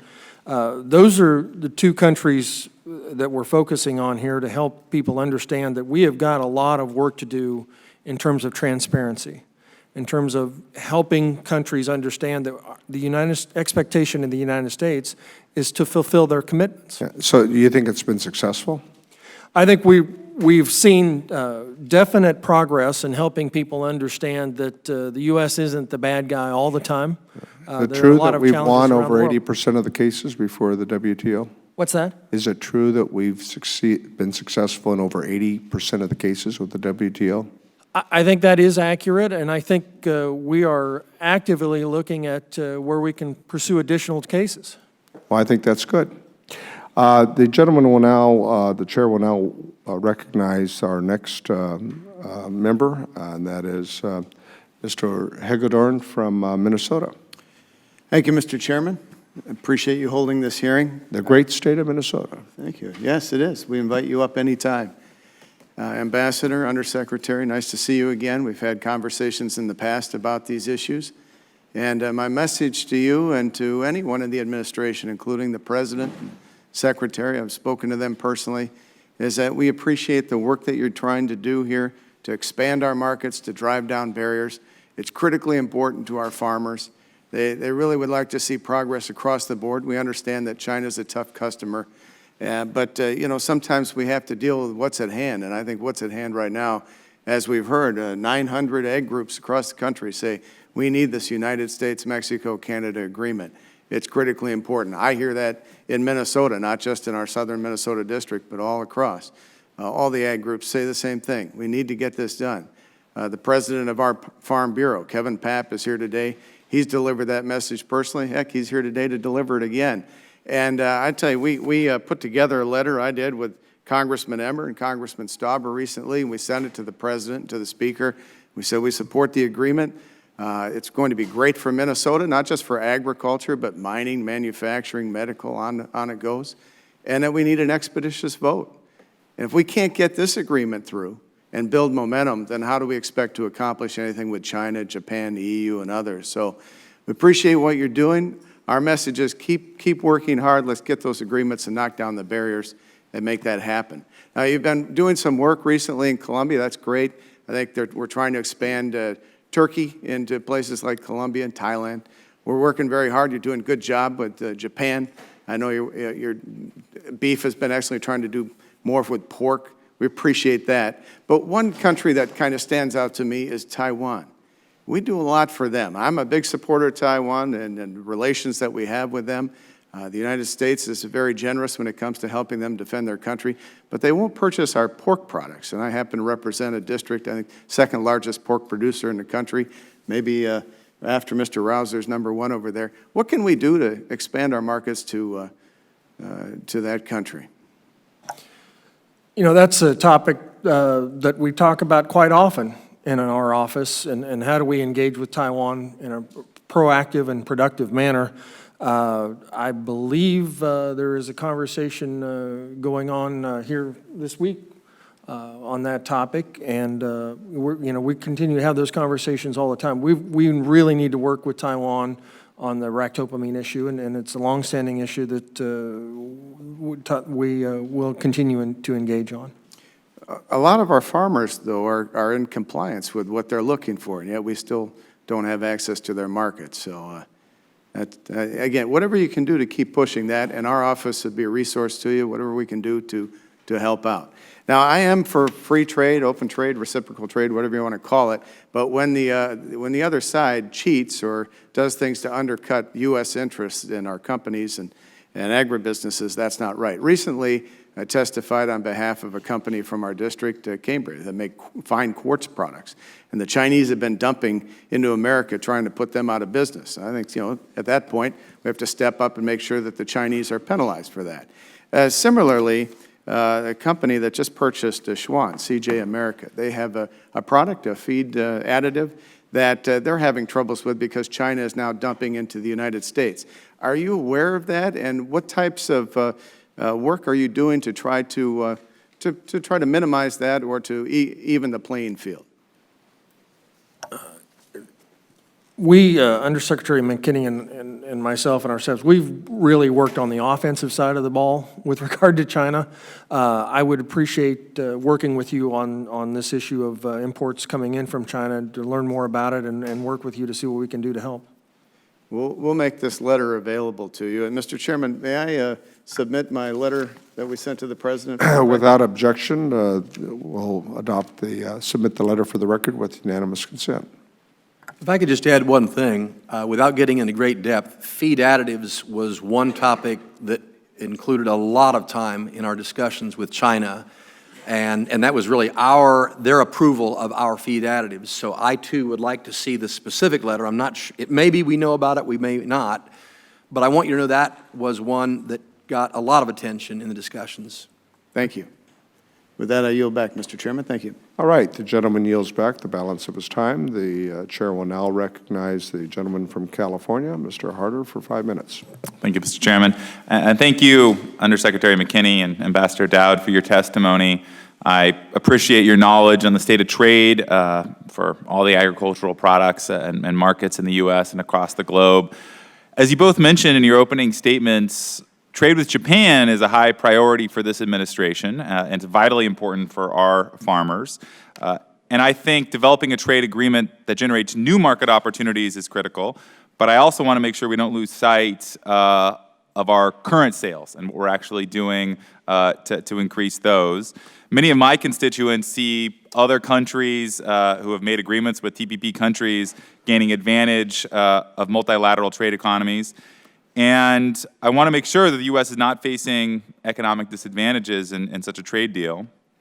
I've been notified on numerous occasions about the difficulties of some of my tree nut growers and processors are having in their trade with Japan. As you might recall, in the roundtable that we sat on just a couple months ago, when I saw you, Mr. Mckinney, I brought up the topic of tree nut trade with Japan, and I'm still awaiting a response on this matter. Could you or Mr. Dowd please address the concerns highlighted by the tree nut industry when it comes to sampling and rejections at the Japanese ports of entry? More familiar with the issues we're facing in the EU, but it might be the same, so let me address that because I think you're very capable, nut industry and others are working on this. Right now, I think it deals with very low, sometimes infinitesimally low levels of aflatoxin. And some countries choose to go with a lower level than Codex, and that is their right, which is why we continue to try to promote the use of the Codex MRL, which is already a very, very safe and low standard. So I'll have to look into the specifics again, and I'm sorry if we didn't get back to you on a response. We're usually very good at doing that within a 30-day period. So if we missed that, I'll take that on myself and get back to you. But just know that the whole business of residue limits, whether it's from natural causes like aflatoxins or more fictitious issues like we're seeing out of Europe where extremely low or no residues at all from pesticide use or fungicides or additives like that, is a growing problem, but not so much around the world because Codex is hanging tough and hanging true, and we've got to keep it that way. That's what I can have to say is just we've got to keep using science-based standards, not let folks have the affinity to go down to lower levels and use them inappropriately, sir. Thank you, Mr. Undersecretary. When Japan rejects a load of tree nuts, there's enormous expense at shipping it back to the U.S. What are the avenues that you think we can explore in order to address this? Like, what do you think we're actually going to be able to get done, and so we don't have to keep shipping tree nuts back if they're rejected? No, it's enormous cost to find another home for it. Understand that. The best thing is what I said is get it so that it goes in first. Sometimes there are pre-certification, pre-export programs that have worked. I know with Australia on some other products, we're working to keep that program alive so that the moment it leaves the ports, Long Beach or wherever it's going out of, we know it's going to be accepted at the port of entry in said country. And I think that's another thing that we'll look at, and we have seen success. There's always a cost to that, and you have to calculate that in, but it's better than finding a rerouting cost that gets it from another country. Mostly, though, we want to get science-based standards that are uniform as much as possible around the world, and that's why we're working so hard on Codex. Yeah, Mr. Secretary, I feel like this should be a no-brainer for everybody involved, Japan and us. There's no reason that we should have farmers sending loads over that we think satisfy our criteria, but obviously don't satisfy the criteria placed in Japan, and then we end up having this happen. And I've heard a lot about growing rejections over the last year to where it's become a significant cost of doing business with Japan. So if we can push for pre-inspections at Oakland or Long Beach, I think that'd be a huge win for us. I'd really appreciate it if you keep our office appraised of any movements in this issue and let us know if we can be of help, because we got to make sure that even as we're working with a longer-term trade agreement, we're pushing for stuff to get done even in the near term, because it's not just my district that is having loads of tree nuts that are sent back. We'll be back to you both very quickly on what we learn. Thank you. Mr. Chairman, I yield back my time. The gentleman yields back, and I want to note that he supported the submission of the California Almond Board letter that we adopted earlier in the hearing. And Mr. Undersecretary, for you and the ambassador, and this is something that I always try to deal with staff. You know, we get in Washington, speak here, and as we're having this hearing, you know, that is going across the country, I think it's important when we talk about Codex that it's the UN Food and Agricultural International Food Standards, and it's a Latin name, and you know, we get it talking in Washington Speaks sometime, and people wonder what the heck it means. So for purposes of everyone out there to understand, Codex is this international food standards effort that has been adopted by the UN, and it seems to be something that is a useful tool, that we have standards that we can all subscribe by that protect the health of everyone who consumes these food products around the world. Having noted that, I would like to recognize our next witness, and that is Mr. Marshall from Kansas. Our next member. Thank you, Mr. Marshall. Yeah, thank you, Great state of Kansas. Thank you, Mr. Chairman. I'd like to start by submitting for the record written testimony for this hearing on behalf of Ben Scholes, President of the National Associations of Wheat Growers. Well, we like our wheat growers, and without any objection, we'll adopt that letter with unanimous consent. Thank you, No Mr. objection. Chairman. Thank you so much. My first question, I'll go to Undersecretary Mckinney. USMCA has some huge victories for Kansas and for all of agriculture. Certainly my top priority, legislative priority, is making sure we get USMCA across the finish line here. It's something that we can control in Congress, whereas there's other things we're not able to control, so certainly we need to do our job. There's great victories in here for dairy, wheat, and poultry, and my folks back home got concerns about implementing those. And I think we kind of started answering the question, what can we do as we go forward to make sure that Canada is playing ball and following through on the spirit of this? Yeah. Well, I would first say that the agreements that Ambassador Lighthizer and Team USTR developed, I think, are enforceable, and we just have to follow up.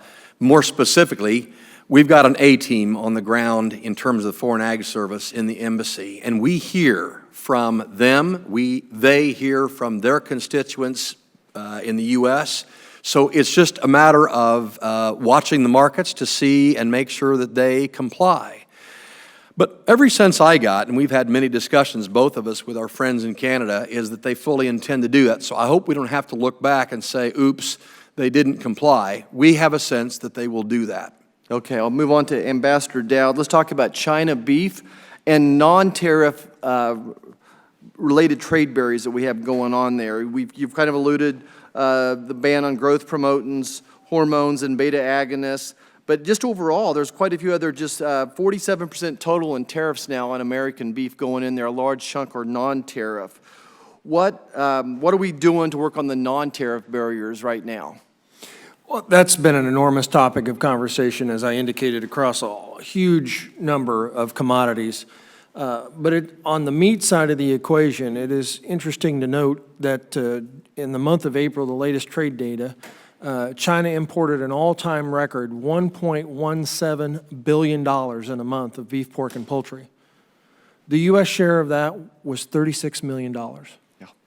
And that's not because of retaliatory tariffs, it's because of non-tariff trade barriers where we just simply don't have access. Excuse me, would the gentleman yield on that point? Yeah, yes, sir. Question, when you say that $36 million, having been to China and a little familiar with their efforts, does that include the gray market? I'm just citing official trade statistics, Okay. Mr. Chairman. That probably doesn't include the gray market then. That's a complicated answer to that question you just asked. All right. I'll make sure the gentleman gets the remainder of his time. Thank you for yielding. All right. I guess I'll move back to but follow up with Ambassador Dowd again on India and a lot of issues with wheat and subsidies going on, and the WTO just seems very, very cumbersome when we're dealing. It tends to take years as we go through this. What other steps are we doing to monitor and address India's agriculture policies that impact our ability to sell into India and other third country markets? I appreciate that question very much.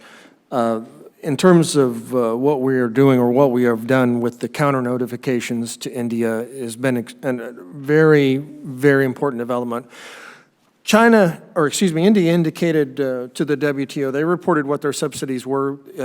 FAS and USTR went back and looked at India's own websites. In the case of rice, we found that their subsidies to be somewhere around the neighborhood of 8 times what they were allowed. And in the case of wheat, somewhere around 6 or 7 times what they were allowed. So it's curious to note in that regard, with regard to rice, India is the biggest rice exporting nation on the planet because of those subsidies. We have significant concerns that India may return as a wheat exporter here coming up, and this is absolutely something that we have our eye on at USTR. Okay, I'll go to back to Secretary Mckinney on this one. Obviously, some preliminary discussions with the EU on a trade deal, and we're going back and forth on whether agriculture is going to be included in that or not. Recently got back on that CODEL as well to France and got to visit with your counterparts there in France. And I'm just curious, how high of a priority is making sure that agriculture is included in that bilateral trade agreement? Is that to USTR as well as the Secretary of Agriculture? Well, for us, it's very important, and we're very pleased with comments we've heard from some of you that says ag is either in the deal or we don't have a deal. So we're very appreciative of that. It's frustrating because it takes 2 to tango, and when they just give you the old Heisman football forearm and say we're not going to deal with agriculture, it's not very rewarding. I, for one, continue to believe we must negotiate. Now, it'll be arduous. It'll be so difficult, given the differences that have grown over the years. The precautionary principle, I think, has led that. But we have so much more that binds us than separates us. I just don't understand why they're continuing to say that. I'm advocating that we engage and get on with it. Okay, last question, if I can have one more, is we've allocated some extra dollars for the agriculture trade promoting program. How will you use them? What are we going to do with it to get our markets back? If you're speaking of mitigation 2, thank you for the extra $100 million. We didn't want to have all of our cooperators, all or nearly all who submitted an application round one, we don't want to have them redo that. So what we're finding is ways for there to be flexibility for them to modify what they already submitted. And that's the process that's underway right now, so they can modify that, leverage better, double down. Things have changed in some countries, and thus make it so that they're telling us what they see as best use of those funds, and then they match that at some level, and off we go. So we're trying to be very hard to be flexible, sir. Thank you so much, and I yield back. Yield back. To the gentleman's question, are you suggesting that possibility in the second round that there will be an augmentation to the market access programs? I don't know of an augmentation. We know there was the 200 in round one, the 100 in the second one. If there's additional funds under specialty crops, consider that. Well, if you wanted to do that, we of course would. I think our return on the investment shows that we're good stewards, but that would be your decision. We're happy and let me just say, with our 300. There are many of us who have and keep doing the Lord's work because European Union needs to adopt agriculture as part of the discussions on any trade negotiations, and I think you have strong support here in the Congress for that purpose. As the chair of the Transatlantic Legislators Dialogue, we're looking at maybe doing some interesting things once they get organized here this fall.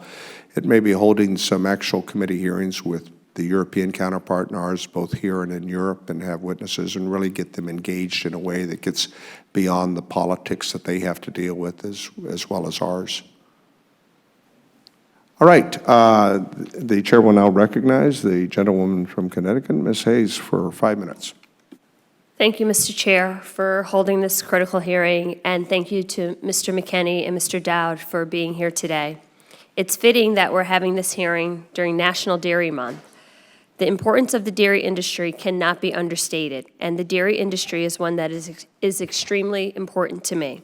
In my home state of Connecticut, the dairy industry provides nearly 3,000 jobs and has an economic impact of over $900 million. In my district, Connecticut 5, doesn't seem like it would be a dairy district, but it's home to many small family-owned businesses. These farms are small but mighty, representing a large portion of the state's farmland and providing pastoral landscape, scenic vistas, and a wealth of rural characters to our local communities. They are staples in the community, producing everything from ice cream to the milk that makes Cabot cheese. However, this is a difficult business to be in, as I've heard from many of the farmers in my district. From perpetually low dairy prices to national and global economic changes, there's a lot of pressure on my local farmers. And to make matters worse, Connecticut dairy farmers were caught in the middle of this trade war. Then they were let down again by the federal trade mitigation payments that they were promised, and some farm owners received as little as $50 in aid. Of the $4.7 billion allocated for the first round of trade mitigation payments, only $127 million was set aside for dairy farmers. Of that $127 million, payments to all Connecticut farmers totaled a mere $121,798. One dairy farmer in my district, who owns about 300 cows on her farm, received $3,918 in mitigation payments. That's less than 12 cents per hundredweight of milk. Even though the Canadian and Mexican tariffs are off, dairy farmers are still feeling the burden of the first 12 months of the year, and it does not seem like those damages are taken into account when mitigation payments are made. And while second and third rounds of these payments are either in progress or upcoming, they have not been timely and continue to treat dairy farmers as a low priority. This lack of aid is especially alarming in a state like Connecticut, where the cost of production is extremely high and could even exceed the price they are getting in return for their products. So given the importance of dairy both in Connecticut and across the country, the difficult situation we are in, I'd like to ask some questions on what the USDA and USTR are doing to help. And I'm glad my colleague spoke of mitigation. So my first question, I guess, is to Mr. Mckinney. Businesses made strategic investments to serve specific markets with specific products. Dairy exports and businesses are not positioned to redirect products someplace else overnight. Did your mitigation estimates consider value lost by those companies that kept exporting but paid the tariffs themselves? I don't know, but I'll look into that. The question you're raising, though, and I want to get, I hope you can send me the data. I caught some of that because I want to look into that. The first round of mitigation was to be a Band-Aid, to tide over, if I can use that word. And the calculations were based on some economic modeling. So if there were some that didn't quite get that, it was largely based on the counter tariffs by China. The mitigation 2 is under a different formula, and so we hope that that will help address, at least in part, some of the concerns that you're raising on behalf of your dairy producers. I would also add that we're getting very good feedback on the Dairy Margin Protection Program that was passed in the Farm Bill that is on its way toward implementation. At least that's what I'm hearing. And so I want to make sure that you add to that, and we would love your thoughts on that as well. Well, I appreciate your honesty on the answer. I'll make sure you get that information so I'd like I to look can into have that. an answer to bring think back to Ambassador my Dowd has a constituents. The way I would answer your question is the best thing we can do is pass USMCA. We have $228 million in new market access into Canada for dairy.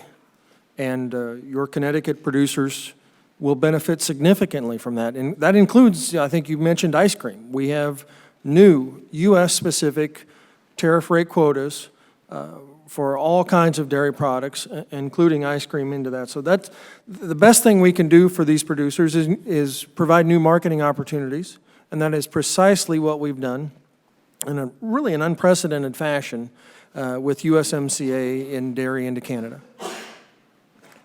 Thank you. I'll make sure you get this information because that kind of opened the door for what would have been my next question if I hadn't run out of time. It's the availability of markets and open markets, and that's what I hear a lot of from these farmers. It doesn't matter what you're producing if you don't have a place to sell it. So I look forward to hearing back from you, and I'll get that information to you. Thank you, Mr. Chair. I yield back. The gentlewoman yields back and certainly are able to submit any other further questions you have to our witnesses, and we always expect a timely response from them on the questions that are submitted by members of the committee. So we thank you for your participation, and we'll recognize the gentleman from Pennsylvania, Congressman Thompson. Chairman, thank you very much. Gentlemen, thank you for being here. Thanks for your leadership and your service. You know, dairy is an industry. It's been hurting, but as you look at the financials on that, we need to fix that. We need to work on the trade, and I appreciate what you're doing on that. That'll be what my questions really focus in on, but just a statement of the fact that you look at the financial demise of the dairy industry. It started in 2010 when not this committee, but the Education and Labor Committee demonized milk fat, and we took flavor and nutrition out of our schools. Kids didn't drink it, so consumption went down 10% in the first year, and it tracks with the demise of the the dairy industry financials. That said, though, we need a robust, and we're working to fix that, whole milk for healthy kids. That's it's a good bill, great bill, and would restore those options. But we also need to look at trade. And I do think that one of the most important things we can do for our farmers is approval of the United States, Mexico, Canada trade agreement. Our two biggest trading partners are Canada and Mexico. And I appreciate what you're doing with the other countries. We need to look at all possible markets. But this legislative body has a responsibility to get that approved and in a timely manner. I really appreciate the fact that the President and you folks held out to the end on that, with one of the key remaining issues being dairy, that you got a commitment to eliminate the Class 6, Class 7. That has, and I want to just add my first question really has to do with the implications of that, not just for sales into being able to export into Canada, but my understanding is there's some other third world countries that Canada was sort of dominating that we now will open once we get this, we do our part as Congress, we approve this trade agreement, we'll open up for our dairy farmers as well. Yeah, appreciate your question. That was the discussion with Canada, is if you're going to have a supply management system, that means you have to manage your supply. That means that you cannot externalize the cost of your supply management system by disposing of skim milk powder and other types of non-fat solids in third country markets. And we spent a lot of time trying to figure out, and the discussion was back and forth, and with the experts at USDA, tremendous help from USDA and everybody in our government, ITC, et cetera, trying to figure out how to do this in a way that made sure that Canada kept its supply management system in Canada. And I think through all the different things that we have in this agreement, I think we did a very, very good job of making sure that we will be able to do that in the future. Yeah, I think you did, and I appreciate that fact. I hope my colleagues will join me of calling on Speaker Pelosi to just give us an opportunity to vote on the bill. I think it would pass, and I think the heavy lifting's been done, and we need the opportunity to get it ratified. My second question really is a little bit different. Different commodities. Obviously, I read a lot every day. I actually listen to kind of market analysis every day. Read that on the implications of the African swine fever virus in China, and any thoughts of opportunities or threats to hogs and soybeans, U.S. hogs and soybeans, given that? I know we got to work some trade issues out, but kind of looking at your perspective on the impact on our American soybean growers and our American hog farmers. Sure, I'll take that. Well, first, our hearts go out to our friends over there. We wouldn't wish African swine fever on anyone, notwithstanding the issues we have with China. That's just not something we would do. We're working both sides. My colleagues in the marketing and regulatory programs area, Undersecretary Ibaugh, who has APHIS under his tutelage, is looking at all the defensive measures. We've added 70-some dog sniffing teams in airports, mostly at points of entry from China and Asia Pacific, so that's underway. Canada has added 30-some or is in the process. There are discussions with all of the protein intake companies, the large ones and small ones alike, to make sure that whatever might be coming in from China is determined as safe or maybe disallowed. And so those are ongoing. And I have to say that a wonderful conference on African swine fever took place in Ottawa. That was agreed to by Secretary Perdue, then Minister McCauley of Ag in Canada, and the Mexicans. And they brought people from all over the world. So a lot of work on the defense side. On the other side, though, we're happy to provide pork, and pork is flowing to China. And we're glad for that. We hope that we can supply as much as they need. We'll have to see, but I think China's diversifying their supplies, and so they're looking for sources from all over, partly because they have to. And I'll remind you that we believe, there's a guess that it's about a third of their pork production, the pork population is gone because of swine fever. It might be higher. Right. A third of their pork population is our entire herd in the U.S. So it indicates the size of that market, and pork is a basic tenet of their diet. So we're trying to be good stewards, provide them what they want, work with them as we can on tariffs, given this period that we're in. But so far, it's going well, and we want to be able to, as helpful as we can so that we don't see that spread, because it is spreading. And I guess we need to anticipate where those hogs will be raised to fill that void. I've heard it could be up to 60%. Perhaps by the end of the year that would die, and hopefully developing those markets for our soybean growers as well. Correct.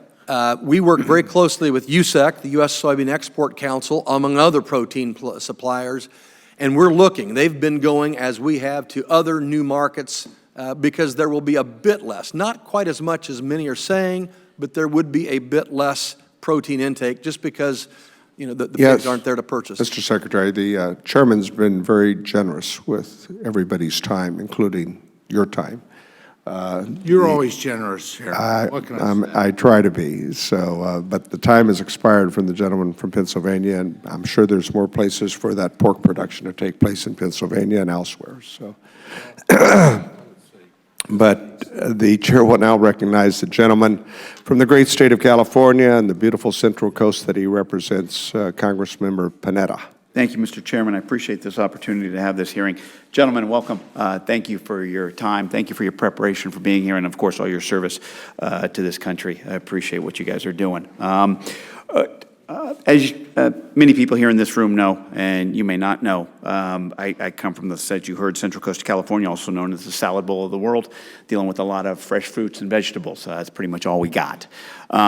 Therefore, when we deal with trade, one of the biggest issues is the sanitary, phytosanitary measures that can be imposed by some countries, sometimes indiscriminately.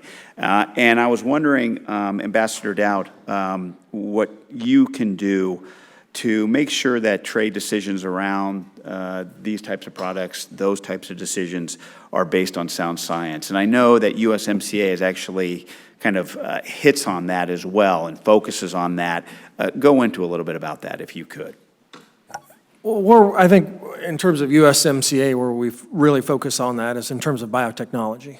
And that we know if we're going to expand our ability to grow food to feed 9 billion people by 2050, our ability to do that hinges on our ability to use technology. Yeah. And we have these conversations all around the world all the time. Very much appreciate having Undersecretary Mckinney now at USDA working on, again, we've talked about codex issues, and having the use of maximum residue levels for products all around the world that are internationally accepted. I think this is a critical component that we have to work with all of our trading partners to get countries to adhere to what those international guidelines are. Fair enough. Fair enough. Thank you. In regards to the tariffs that we've heard about, especially the $200 billion worth of goods known as List 3 from China, is there going to be some sort of exclusion process for List 3? Can you explain that? Well, I believe on the first tranche there, the comment period just ended on that, and I believe discussions are ongoing here and comments are currently being accepted with regard to the potential for a next tranche. Understood. Okay. Moving on to Japan. Talk to me quickly, how are negotiations progressing there? They are ongoing as we speak, sir. Okay. All right. And thumbs up, how are they progressing? I'm not going to characterize that in public, but it is really important that we work very hard on that topic. Fair enough. In regards to, the tariff process, or at least either the threats or the imposition of a certain tariff process, would you say that the process has been sufficient in regards to bringing other agencies into that decision-making process, such as the USDA? Have they been consulted on these types of decisions from the administration? There have been a lot of people involved in those conversations. And has the USDA been consulted in those conversations? We talk frequently every week, as our people do. Yes, we are, I think, interlocked like I think you'd hope we would be. Okay. Fair enough, fair enough. Let me just tell you, I'm also on the Ways and Means Committee, and, we are working on USMCA, and I can tell you that Ambassador Lighthizer has been a presence up here, actually a very pleasant presence, to be frank. I think he's worked his tail off in order to make sure that that bill moves forward and that trade agreement moves forward. Obviously, you understand the issues better than most people in this room when it comes down to labor, when it comes down to enforcement, when it comes down to the environment, when it comes down to biologics and the exclusivity out of Canada. These are issues we're trying to work on, and we hope to work on, because there are people on both sides of the aisle that do want to get to yes, so please understand that. Obviously, we got a ways to go, but what doesn't help is when there are certain threats out of the administration, such as basically blowing up NAFTA. And so I got to pose this to you. If we don't pass a USMCA, would you agree to basically get rid of NAFTA, as the president has stated? Well, sir, I want to answer the question this way. When we entered into these negotiations, the clear mandate from the 965 entities that just signed the letter in favor of USMCA from this body and others was, in terms of agriculture, do no harm. Yeah, understood. And we have done that. And in fact, I think if you look at agriculture and USMCA or across the board, the deal is as good as it was in NAFTA, the same as NAFTA, or better in every single aspect of our economy. Therefore, you would not want to blow up NAFTA, correct? I want to pass USMCA, sir. That's what I think. I think it's critical that we get that job done. Understood. My time has expired again. Gentlemen, thank you. The gentleman's time is expired, and we appreciate his presence always. Thanks, The chair will now refer to the ranking member for his closing comments. Well, thank you, Mr. Chairman. I want to thank our two distinguished witnesses for being here this morning. I think it's been a very constructive hearing. I want to stress the importance, and it's been talked about a number of different times here, the importance of getting USMCA ratified.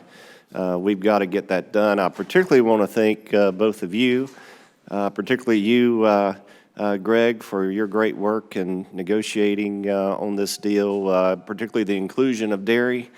I remember a meeting at the White House several months back where this topic was raised, and you guys came through. So really, really appreciate your help and support in that regard.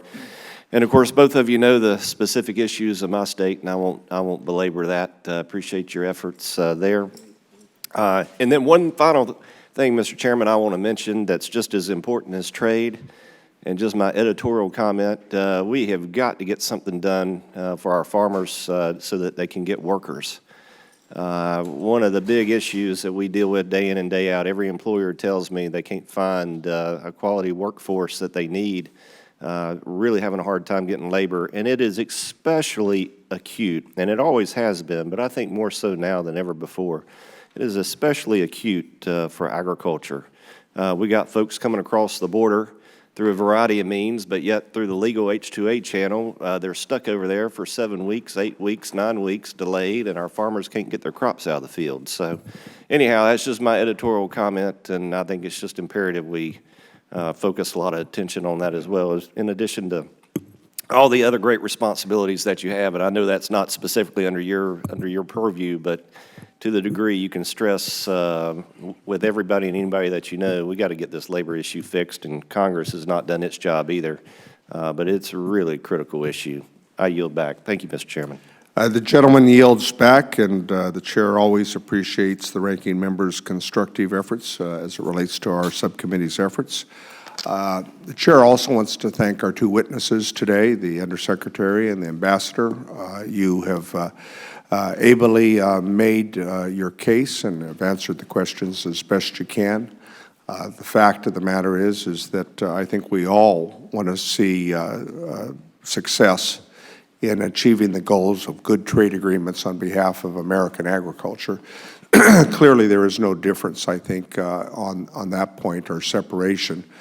We know the challenges that we have and the efforts that have gone in negotiating with both Mexico and Canada, and we know what outstanding issues are still out there, and hopefully we'll be able to resolve them to bring up the measures so that we can do what's in the best interest of our entire country, and that is to have a fair, level playing field as it relates to our ability to trade American agricultural products with our neighbors to the south and to the north.